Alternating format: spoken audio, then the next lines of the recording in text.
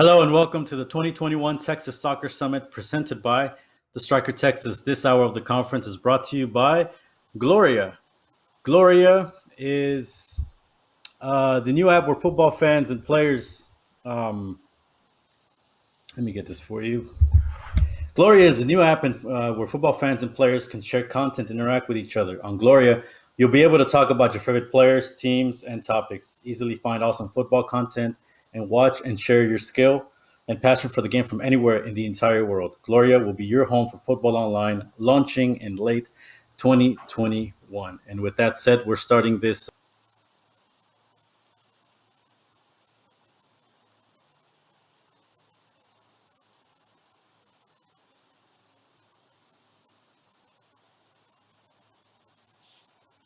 We have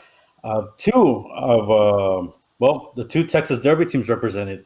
FC Dallas, Jimmy Maurer, and Houston Dynamo FC's Tyler Pasher. Jimmy, we'll start with you. 4-year MLS goalkeeper. Welcome, and tell us a little bit about yourself. Thanks, Victor. Yeah, happy to be here. Looking forward to talking with you guys about these steps. But I'm originally from Atlanta, Georgia. Got 4 kids. I've been here in Dallas, like you said. This is my 4th year now, but it's been an adventure getting here. So looking forward to getting into that. And as we mentioned, from Houston Dynamo FC, new offseason acquisition, Tyler Pasher, who is just arriving back to MLS from the USL Championship in the 11. Tyler, welcome, and give us a little bit of description for the people at home who want to know a little more about you. Yeah, thanks again for having me on the show, Victor. I'm looking forward to covering the topics that we're going to discuss today. And I'm originally from just outside of Toronto, called Maurer, Ontario. I lived all over the place, trying to make the jump back into the league. So, it's been a process, but yeah, looking forward to chatting about it. Yeah, so we don't just have Texas Derby flavor here. We have USA versus Canada, right? But let's dive into this panel because a lot of the ways to get to the first division is not always the conventional way, right? The academy, the college game, as it has been in the United States. The USL and the lower divisions have provided a way for players to make it to Major League Soccer. Jimmy, can you elaborate a little bit, again, for the people at home? How would you describe your pathway to MLS and the hardships maybe that you'd highlight along the way? Yeah, it's been an interesting ride for me. Definitely ups and downs. So, just quickly going through my path. I went to University of South Carolina. Graduated, got drafted by the New York Red Bulls. Kind of was up there throughout their preseason with the hopes of landing a contract. Like assistant coach, goalkeeper coach, kind of got released in the middle of my time there, so that kind of threw things off, I think. But whatever it was, I'm released. Didn't sign a contract. Pretty late too. Like it was like a week before the season started. Funny side story. Basically, I always ended up getting a concussion, and one of the other ones had international duty. So I actually signed a 1-week contract and was on the bench for their opening MLS game after. Just weird things happen in this game. But so from there, I signed with a local team, the Atlanta Silverbacks, as the NASL was just starting back up in 2011. It was a crazy experience. We didn't have any equipment. We were washing all our own gear, taking all our stuff everywhere. No training gear, just kind of like wearing whatever was around you had. But it was a good experience. Got to play just under 20 games as a kid straight out of college. A lot of games as a goalkeeper was big. After that year, I went on a couple trials. Went on trial with Chicago Fire. They wanted me to come back to preseason the next year, and then ended up just through a kind of youth club connection, got an offer to go on trial in Chile in January. So I went down there in 2012. Ended up doing really well on trial. We beat Colo Colo, one of the biggest clubs from down there, and preseason tournament. And I saved his, and we won in shootout. It was pretty cool experience. Ended up signing a contract. A few months in though, I ended up doing my shoulder surgery down there. I was out for like 6.5 months. By the time I come back, we were on our third coach for that year. Team wasn't doing well, so team ended up getting relegated. Really interesting to go through a relegation battle and see, those emotions and that really rough side of the game. So then I came back. Actually, went on trial with the Colorado Rapids in 2013 when Oscar Pareja was the coach there, and Wilmer Cabrera was the assistant. And again, they didn't end up signing me. Got released right before the season started. And again, so that late in the game, you're really worried. There's not a lot of teams that have spots. But Wilmer actually, pulled me aside after they released me and said he had a buddy who was starting a new team up, and they were still needing players. He called Gio Savarese for me and set me up to start talking to Gio, who's now the Portland coach. And it worked out. New York Cosmos in the NASL in 2013. Spent 5 awesome years there. Won 3 titles. Got to travel all around the world and play with some incredible players. Went to Hong Kong, El Salvador. Played in Marco Santa's testimonial match against Villarreal and El Madrigal, and just some amazing experiences there. Got to play in Cuba, one of the first sporting events back as relations were open. And then, that led me to signing here in Dallas a few years ago now. And so just a lot of ups and downs, a lot of turns and stop signs along the way, but just keep moving forward, and good things have happened. Of course. And then obviously that, like we mentioned, 4 seasons with FC Dallas, 3 with significant playing time. This last one, obviously your best in 2020, over 1,300 minutes, 16 games played in the regular season, and of course, that playoff run that is always so fresh in our minds. Tyler, your pathway to MLS was a different one. You didn't go through the college game that happens here in the United States. Can you speak to the people at home a little bit about your career and what has brought you here now to Houston Dynamo FC? Yeah, I grew up playing for kind of like an ODP team in Ontario. And in that time, I was also playing for Newcastle United Academy in England. I was flying back and forth playing for both of those academy developmental programs. And I ended up coming back to Canada when I was 16 years old, back I think in 2009. Then in 2009, I signed with Toronto FC Academy, and I ended up making my way up and playing in an exhibition game against Liverpool. And that was a pretty cool experience at 17 years old. And from that point, I was hoping to make the jump to MLS, but it didn't end up happening for me. So I didn't see myself going the college route. So I ended up going over to play in Finland. So I played 1 season in Finland. And that was a pretty cool experience as well. I was living up in the Arctic Circle, which was something else, but it was definitely a cool experience. And coming back to the U.S., I ended up trying to find a team here because I was trying to get out of my contract over there. So I ended up going down and playing NPSL for Lansing United.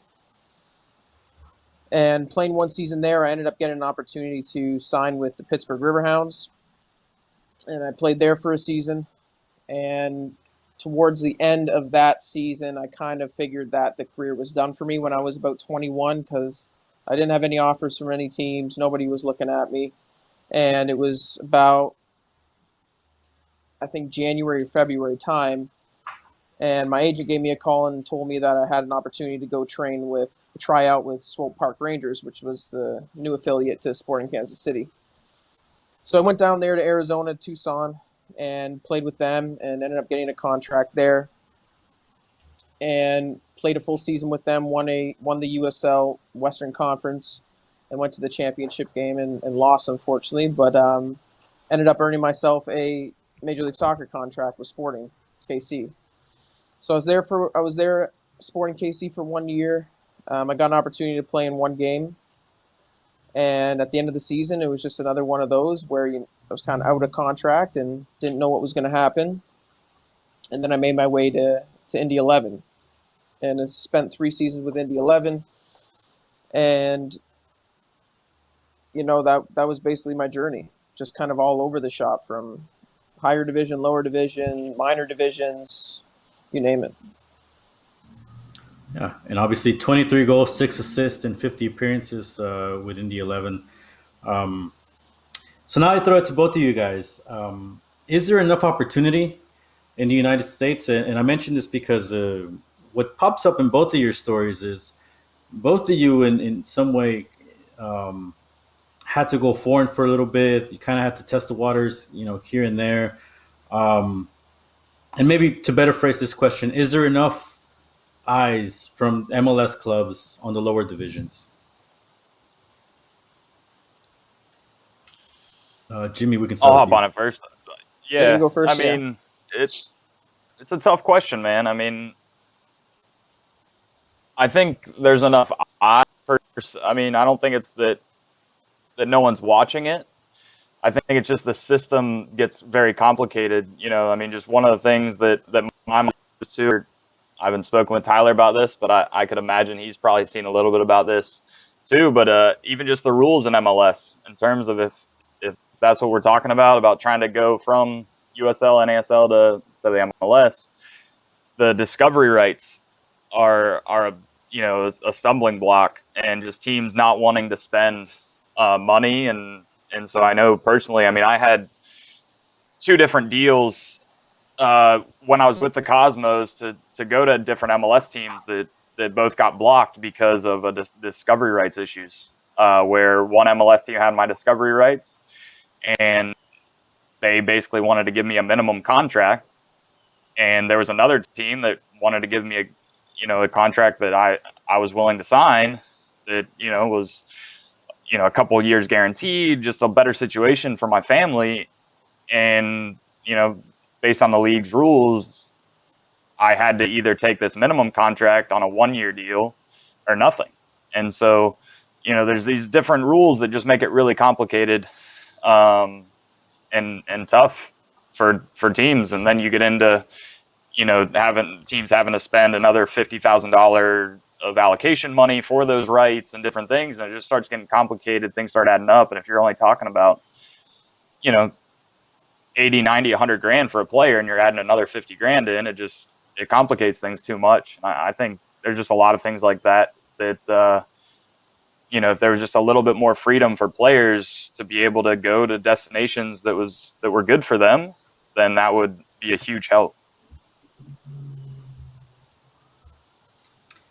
Yeah, Tyler, you recently arrived to MLS, and I think part of your deal actually was the Dynamo went and looked for you, went through the mechanisms to acquire you. Are there enough eyes? I mean, I know you probably say maybe because of the recent, but I'm saying because you had several years within the 11. Do you think there's enough eyes in the lower divisions for MLS clubs? I would say yes and no. I feel like if you're standing out, you're definitely getting noticed, not just from MLS clubs, but from teams all over the place, right? One of the biggest obstacles that happened with me, again, is the whole international situation. Now, the USL, there's quite a bit of American talent, but there's tons of international talent in there too. So it makes it difficult for MLS to come in and look for international guys down in the USL, because again, you only have so many international roster spots, right? So that was my biggest obstacle. And just like Jimmy was touching on there, there's so many different rules and things that you have to accommodate and follow to sign guys. It becomes quite a cumbersome process. And just to remind everybody, this is the 2021 Texas Soccer Summit presented by the Striker Texas. In this panel, we're discussing navigating the path from the USL to MLS. Jimmy Maurer, FC Dallas, Tyler Pasher of Houston Dynamo FC. And it's interesting. What else do you compare from the U.S. lower divisions, from particularly in your experiences in foreign countries? Yeah, I mean, Jimmy, I you want think, to go? Yeah. yeah, I'll start. The I think one of the big things is that there's just tons of quality. Um, whether you're talking about the NASL that I played in, or the USL, there's just tons of quality players, and I think one thing that you see that I know gets talked about even with like the EPL versus Bundesliga at times, just the television production for um, just when you're watching games on TV, sometimes video production can kind of weigh on perception, and I think that kind of goes into, for me, when games are being played on kind of bad turf fields or baseball stadiums. I think that people, their perceptions get brought down in terms of the quality, and I think that just as we're going and more teams are getting stadiums like Louisville and Phoenix, creating a good environment, the more that the game is put on a showpiece and produced better, I think it just becomes more clear how much quality is there. Because it's been there the whole time. I just think sometimes people aren't looking closely and or kind of taking those perceptions into account. Sorry.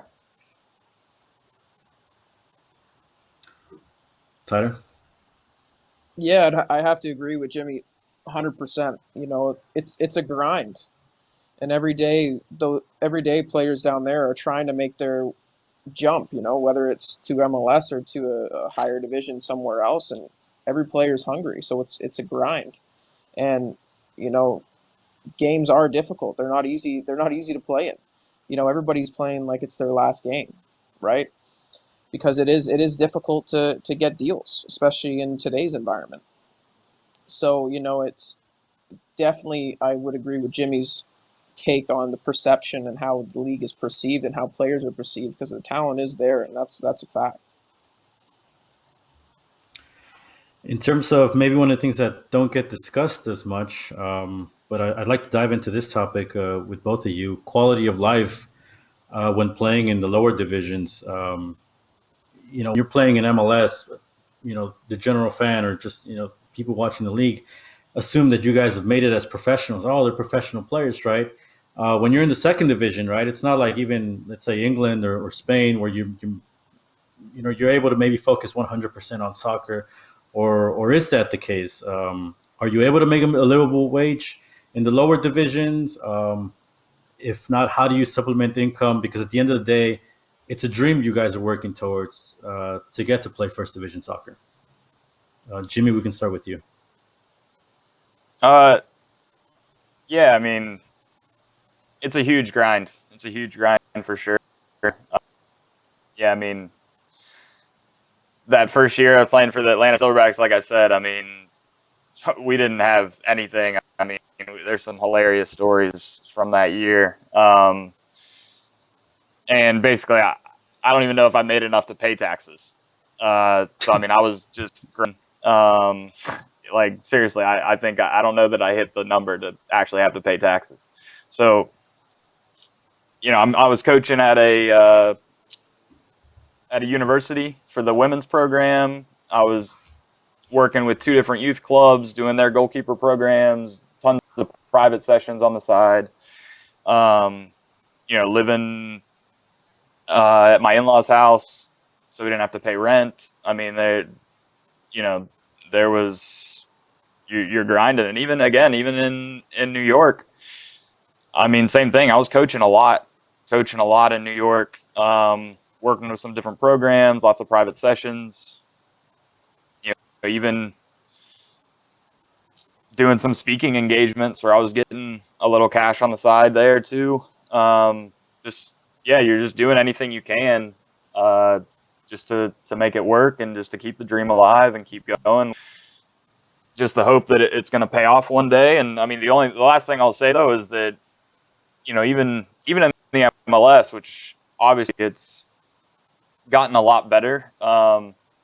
There's still guys that especially if you have families, there's still guys that are on the low end of things that, maybe have to do a little bit of coaching on the side too. But I mean, for sure, um, in the NASL, USL level, especially you're talking about situations without health insurance and all these things, and you're just trying to scrape by, people staying on their parents' insurance. I mean, there's just a lot that goes into it, in terms of making ends meet and just that grind. I mean, I know tons of guys that have been, like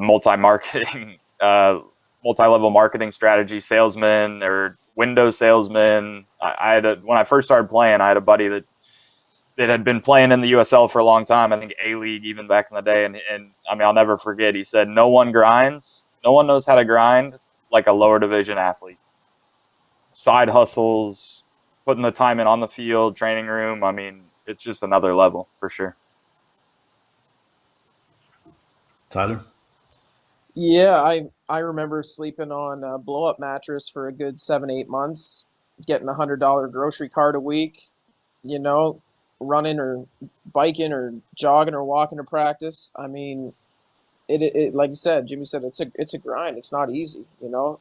You're you're not even making enough to get by at times. And for I know a lot of guys, they're getting put into housing of, 2-bedroom apartments, but 3-4 guys are living in there. It's a process and it's not easy. And just like finding stuff to do on the side, just like Jimmy was saying as well, getting jobs. Like, you have to show up to train, you have to show up for games, but guys are out there looking for jobs just to get by. It's not easy. It's definitely not. And I do hope in the future that it does change, that there is minimums for these guys in these lower leagues, because it's not an easy process to go through.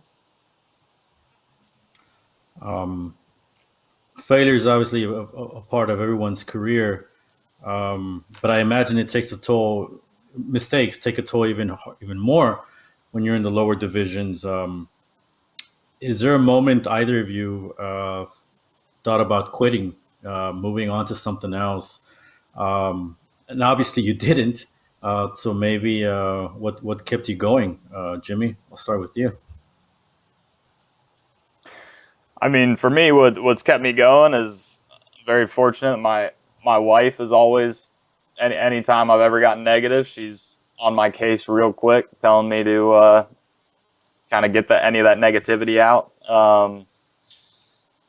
Because she's my number one supporter and she believes in me to the end. So that's been huge for me. My family support. But yeah, I mean, like every step of the way, I had another, buddy who's retired now that works in the scouting department of an MLS team that I'm close, but we played together for a little while. He grinded, bounced around a long time, and we would always joke about the R word, in terms of retirement, and we'd always be joking about the R word, man. Oh man, that R word's creeping in my head today, or off seasons, just joking about it in a kind of dark way, and jokes that, like Tyler was saying, it's just so tough sometimes that it's almost, you joke about it because it's like a release. Like, maybe Mm-hmm.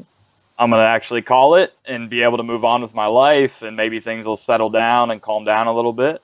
But yeah, I mean, I don't know that there was any moment like on the field I ever thought about it, or any stake or something, or the way the season went. But I mean, like, I'm talking about going on trials and it not working out, and you're looking at the And you have to calendar and pay for it's those trials too, right, Jimmy? yeah, exactly. Even Yeah, in those lower divisions, you yeah, have to pay for those trials, right? yeah, scraping together to fly to Chicago and stay in at a buddy's apartment to be able to go on trial there, and then them releasing you. But yeah, we're in preseason. All of a sudden it's April and you're getting released from an MLS, and I need a paycheck somewhere, and it's April. I mean, teams are signing guys in January, so a lot of those steps along the way for sure. Yeah, I can personally say that it's come across my mind more than once, and definitely almost became a reality in 2018 when I got injured, and it was a pretty bad one, and I was out for 8 months, and I figured it'd just be an easier step just to move on to the next direction, the next path in life. But speaking with family and friends, again, you can always go and find a job and work, but you can't do this again. This, I mean, personally, in maybe 10 years left of playing, well, you can only do this when you're young, so you might as well just go for it and see what happens. And that's kind of been my attitude through it all. And I feel like going through all that just makes you value what you have so much more. It makes you grind that much harder when you are here to keep going, to see that you've gone through that crap and now you've gotten here. It makes it, a lot extremely satisfying from a mental standpoint. To piggyback on that a little bit, how important is that support system, Jimmy? I know you mentioned your wife's a big part of it. Anytime you get negative, she kind of tells you to snap out of it. Having a support system to a player, because a lot of times you guys take the glory when you get a new contract, have a big game, but how important is the people behind the scenes in your life? Yeah, Jack, I know, in a really great way, like the mental health aspect of things has come to light a lot recently, which is awesome, because it's definitely real and really important. And yeah, I know for me personally, I mean, I've really leaned into my family, and it's been huge for me every step of the way. And even just as simple as a bad day at training and being able to come home and kind of reset. My kids don't care if I had a bad day at training. They're coming, jumping on me, want to do something and get busy playing. So it is what it is. It's always a great reset for me. And then like I said, my wife and my parents, her parents, and they've helped us with a ton along the way in terms of just being supportive, and the same thing, just encouragement, and kind of the same message Tyler's saying of keep going, just keep going as long as you can. If we need to help you, we'll try and do something. But you only get a shot at this once, really. And if you stop, you're not going to start again. Yeah, same Tyler, as what's same your as support Jimmy. It's system my like? it's the family for sure. They're the ones that drove you to those 6-7 a.m. practices, that took you on those flights places, that were with you through it all, and they've seen the work that you've put in as well, and they understand the frustration, the process, because they're also going through that as well, watching you try and go along the path. So it's nice to have that person to relate to and those people to relate to, because they do understand. And yeah, when I'm having bad days, it's just I call my dad or I call my friends back home just to talk about it, not even talk about soccer, just to escape. That's yeah, that's basically what supports me from behind the scenes. Yeah. Just to remind everybody at home, we're here at the 2021 Texas Soccer Summit presented by the Striker Texas, your new home for everything related to soccer in the state of Texas, whether it be from first division all the way down to the grassroots. This panel in this hour of the conference is brought to you by Gloria. Gloria is a new app where football fans and players can share content and interact with each other. On Gloria, you'll be able to talk about your favorite players, teams, and topics. Easily find awesome football content to watch and share your skill and passion for the game. From anywhere in the entire world, Gloria will be your home for football online, launching in late 2021. We continue this player panel, navigating the path from USL to MLS, with FC Dallas goalkeeper Jimmy Maurer, Houston Dynamo FC forward Tyler Pasher. Moving on now to more positive topics. Let's talk about the people on the teams that impact your life, coaches, because I know that has to be an important part of your careers. Who are some coaches that have impacted you along your careers and have maybe played a bigger part than you thought they would? Jimmy, I'll start with you. Yeah, I mean, the coaching staff Osmos was really big for me in my career. You know, Giovanni Savarese, you know, the goalkeeper coach Memo. You know, Memo was amazing with me. Really, you know, goalkeeping is a very different position, so you know, really close knit group us goalkeepers, and our goalkeeper coaches are really influential in how our seasons go. And that was a really, you know, big point in my career, whether I was going to kind of do something with it or have it kind of fall by the wayside. And the amount of attention they gave in soccer first, obviously, but also just in terms of you know, character and really treating you as a person, and everything they did was about family, and you know, always asking how family. I mean, I even just was on the phone with Gio yesterday, and Memo and I are in touch also. We text, and you know, we've just stayed in touch, and it's just you know, can't really say how appreciative I am with the chance they gave me, and how much they helped me, you know, develop throughout my career. It really was huge. Just yeah, the steps I took there, both on and off the field, really. Tyler, coaches that have been influential in your career. One coach for me, his name was Eddie Edgar. He taught me through my whole youth system, side trainings and stuff like that, and team trainings as well. He was the coach that brought me over to England to give me that experience. And I met him when I was 9, and to this day I still go over and see him and hang out with him, and I still talk to him a lot. And he's the one that kind of taught me everything I know about the game. So he's definitely somebody I look up to that is giving me the tools I needed to take a step in the right direction. Yeah, and you mentioned something that kind of gets lost a little bit. It's not, it's those coaches in the younger years, in the you know, starting on from 5 years old or what have you. Um, which brings me to my next question. When was the first time both of you guys fell in love with the game of soccer? Tyler, you Jimmy, want to we'll jump on this go. one first? There you Yeah, I'll go. go ahead, man. When I first went to England, I was 9 years old, and I got an opportunity to be a ball boy at a Newcastle United Liverpool game.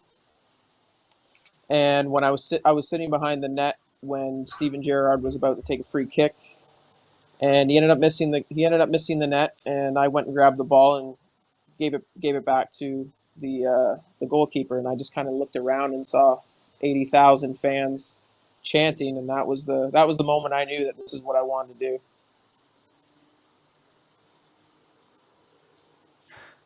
Well, that's a lot cooler than my And yeah, story, but yeah, I mean, honestly, it was a cool experience, man. I yeah, that's crazy.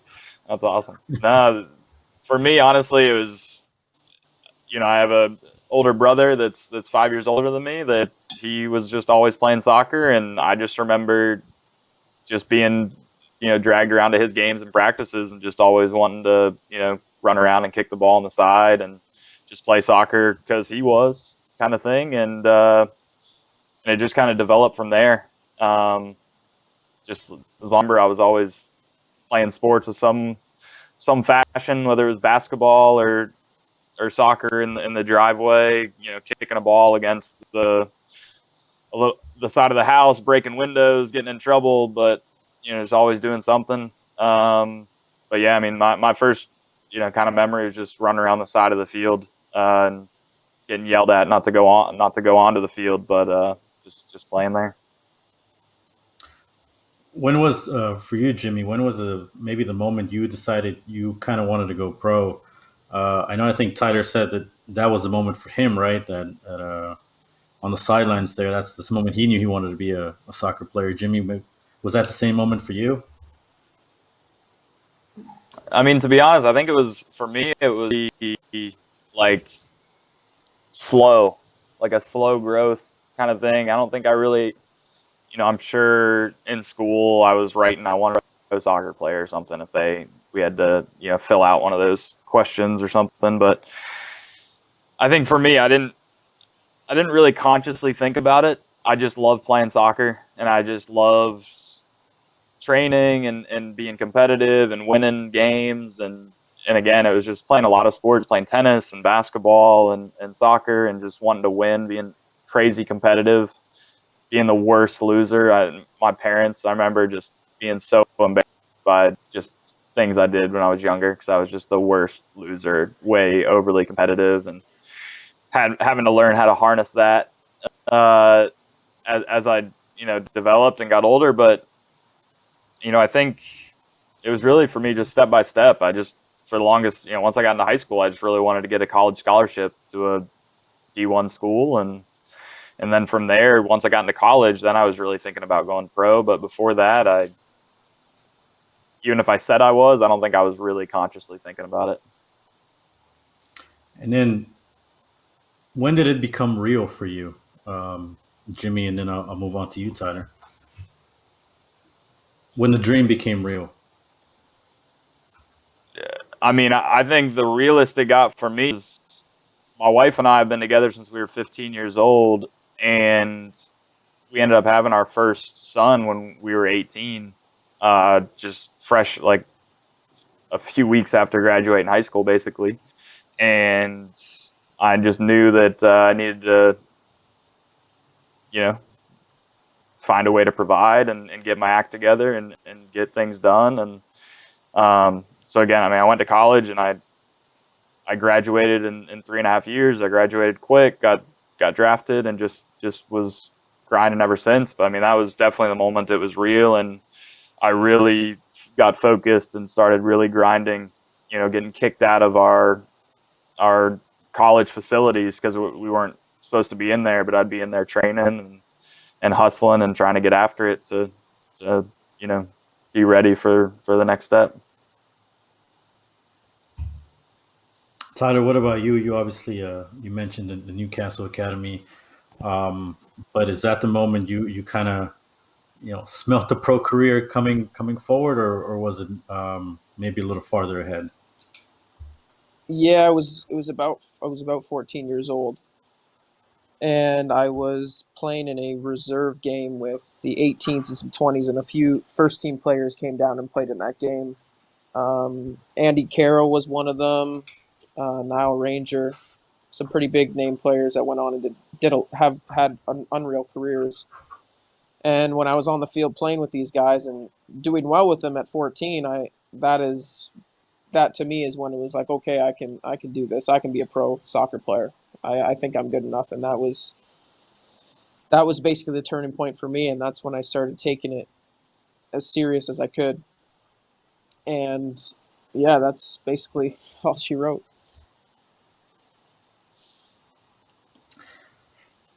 Now that you guys are more established, Jimmy, like we mentioned, you've had a very solid career with FC Dallas. Looks like as a goalkeeper going forward. Um, what advice do you give to younger players that are coming, up the food chain, just like you guys, trying to make it um, from whatever level it's in the lower divisions up to where you guys are at? I mean, I think the biggest kind of message from all this for me is just you got to be willing to sacrifice. It's not easy. There's going to be tons of bad moments and rough, not just days, but rough years. And whether it's and putting the sweat and blood and pain into training sessions, we're not having any money and having to work side jobs. I mean, the beautiful part of it is that you can grind and you can make it work if you're willing to do it. Like Tyler said, hopefully it seems every year, you talk to MLS guys from 10 years ago and look where the MLS is now in terms of, paychecks and stuff. But it seems to be getting better every year, but still that's going to be the same, notion of stories of being willing to put the sacrifice in. And when you up and think about, the guys that kind of came out of college when I came out, and you think of how many guys are still around. And I mean, really about talent. At the end of the day, it's really just about who wants to keep going. when bad things happen, or just whether you want or not. And if you want to go far, just keep moving forward. Just keep finding a way, and good things will happen if you just keep taking a day by day on your game, pushing forward. Tyler, I imagine you have a lot of people hitting you up lately, asking you for advice. How you get to MLS, maybe former teammates. What advice would you give to them? Well, I think the way Jimmy put it was spot on. At the end of the day, just don't quit, because you just can't quit on yourself. The moment you quit, it's done, and that is the biggest thing I learned, was just not to quit, and to just believe in yourself enough to keep going, and see what can happen. Because the moment you quit and you start complaining about this or that or this or that, that's when it's over for you. You just kind of soak it all in, and just keep going, and don't quit, and don't complain, and just grind it out. Jimmy, you mentioned also the sacrifice going in. I imagine playing at the MLS level, the intensity kicks up way more. What's the difference? And then Tyler, we'll move on to you because you obviously had an experience with Sporting Kansas City. What's the difference in level once you get to MLS, and how does it all change? Yeah, I mean things are accelerated. It's nothing you haven't seen before. At the end of the day, it's still a game of soccer. I mean, it's still a lot of stuff. It's not anything super crazy, but it's really, the depth of the team.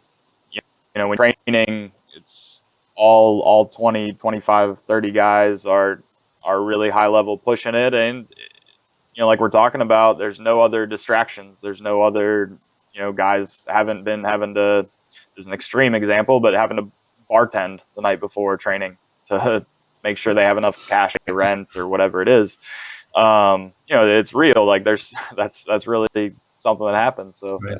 um, so there's that added demand.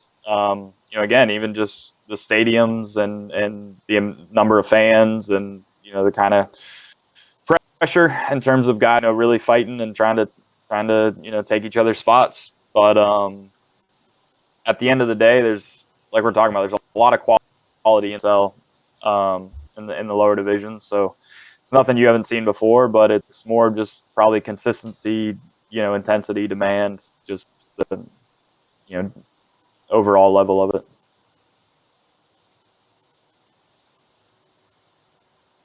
And then Tyler, as you mentioned, you spent a year, uh, if I'm not mistaken, with the first team at Kansas City, maybe more than a year, training, preparing for games, and then finally getting your shot. How does it all change moving up to the first division?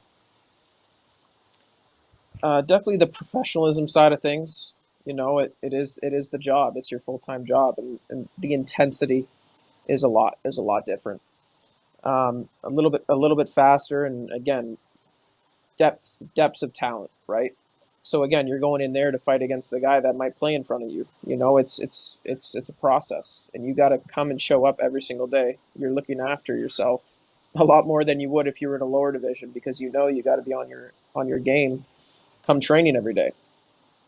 So to me, it's definitely the professional side of things, and the intensity that definitely differentiates from the two, I would say. Going into the 2021 season, um, Jimmy, obviously, FC Dallas got to the playoffs last year. They're trying to kick it up a notch as far as becoming a contender in the league. Um, what is the expectations team wise, and then obviously personally for you going into the 2021 MLS season?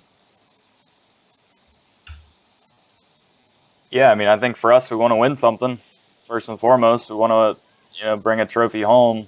Yeah, I mean, we've progressed another step in the playoffs from 2019 to 2020, and obviously we, aren't satisfied with that. We want to win something, whatever it is, the Open Cup, Supporter Shield, MLS Cup. I mean, we want to push for every trophy we can and come home with something. And that's why, you've seen the roster turnover, I think, that we've had this year. Some people, there's been some surprising moves, and I think that, just really trying to do what they can to, make that next jump to put a trophy back in the cabinet. Tyler, you come into a different situation. The Dynamo have not made the playoffs here in a couple seasons. You're obviously part of the project to try to restore some playoff success. And then obviously returning to MLS. What are your expectations, team-wise and personally, for this 2021 MLS season? Well, at the end of the day, everybody wants to win. At the end, you got to win something. You have to keep winning, and making playoffs is the first step to winning. And there's lots of, like Jimmy was stating, there's cups that shields to win, and at the end of the day, it's just to go out there and put together a winning performance. And for me personally, it's just that, to earn my spot, to earn my keep, and to work hard and just go process. Piggybacking on winning, Jimmy, you've won plenty of trophies with the New York Cosmos, so you know what it takes to win a championship. What is FC Dallas missing to put it all together? I mean, if there was a simple formula, then I'd be doing the same things. But it's a good question. I mean, I think we're really close. I think we a lot of details. Really just putting that complete game together. And in 2019, we were able to play something really open soccer. Really taking risks, and I, for the good and the bad, it was a great year, but it ended up maybe costing us in the playoffs, just being a little bit open. And then so in 2020, we were able to, really close things up and be a little bit more pragmatic, especially away, and try and just be a little bit more mature in our game. And so I think, in concept, it's kind of bringing those two games together. I think we need to bring back some of our free flow attacking nature and risk taking, but in a way that we mesh it with, responsibility and organization at key tactical moments, to be able to just do both, to close up a game when we need to, and then open it up and push things forward and get more chances and score more goals on the other end. And Tyler, Jimmy's obviously on the defensive side of things. You're coming in to try to help score goals, which is something the Dynamo struggled with in last season. Have you spoken to some of the guys on the team? Have you started practicing some plays? Or what are you expecting as far as camaraderie with the Houston front line? When I first got here, everybody was open arms. It's a very, very good culture that Tab's built. All the guys are great, and everybody's out there to want to get better and want to win. And I just think it's one of those when guys start getting confidence and start to click. It just starts to happen. So for me personally, I'm just gonna work hard, get into form, and see if I can help the team in any way I can. And as we starts to close up, Jimmy, speaking to the Dallas fans that follow you throughout the off season, throughout the year, maybe a message to them of what they can expect from you, and I'm sure they'd appreciate some trash talk over the Dynamo if they were able to ask you themselves. No, I mean, just been a tough, year or so now for everybody, and we're excited to hopefully, be able to get back on the field and hopefully start filling up, getting the people back in the stadiums slowly but surely, and just excited to get out and play, and hopefully, bring some joy to their lives, and let them be doing what they love to and supporting us. And me, it's just going to be more of the same. I'm going to be doing everything I can on and off the field to help and support the club, and push us forward. And yeah, hopefully win lots of games this year. Hopefully bring back a trophy and beat up on Austin and Houston. So keep it going. Tyler, you're joining the Dynamo this season. Are you excited? You're excited, I'm sure, to join the Texas Derby rivalry, and then obviously Austin joining in 2021. Oh yeah, man, for sure.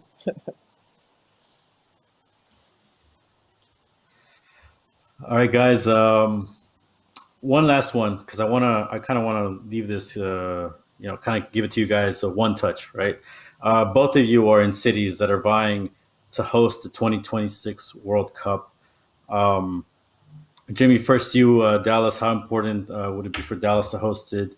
How involved do you want to be in this process? And do you think Dallas is deserving, and why? Why is the soccer culture in Dallas deserving of a World Cup?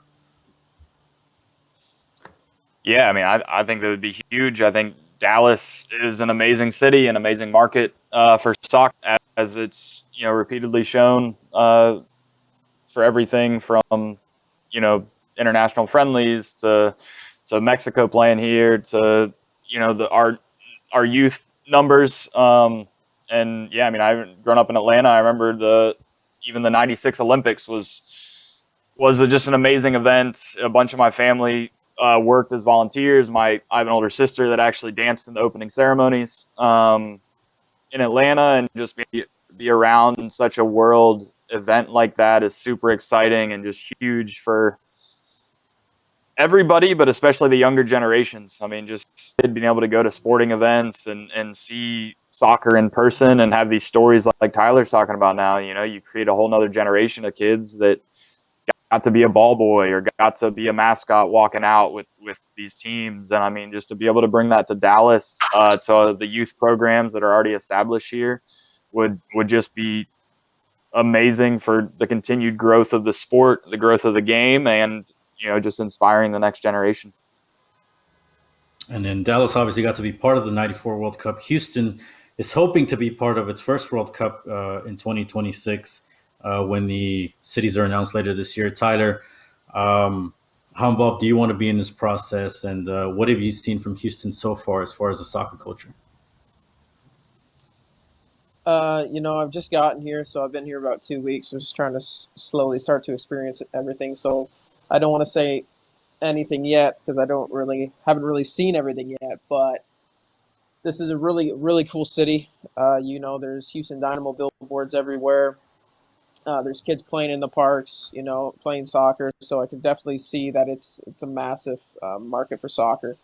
And to host the World Cup would be amazing for any city. So I think it would be awesome to be a part of that process. If there was anything that I could do on my end to support it coming here to host a game. But yeah, I think it would be definitely an awesome experience to have it here in Houston. And I think it goes without being said that both of you would like to be on the field in 2026 for your respective teams when and if the World Cup comes to your respective cities. FC Dallas is Jimmy Maurer. Houston Dynamo FC's Tyler Pasher. I want to thank you on behalf of the Striker Texas for being part of our 2021 Texas Soccer Summit, our player panel on navigating the pathway from the USL to MLS, and wish you the best of luck this season to both of you. Thanks a lot, Victor. Appreciate having me, man.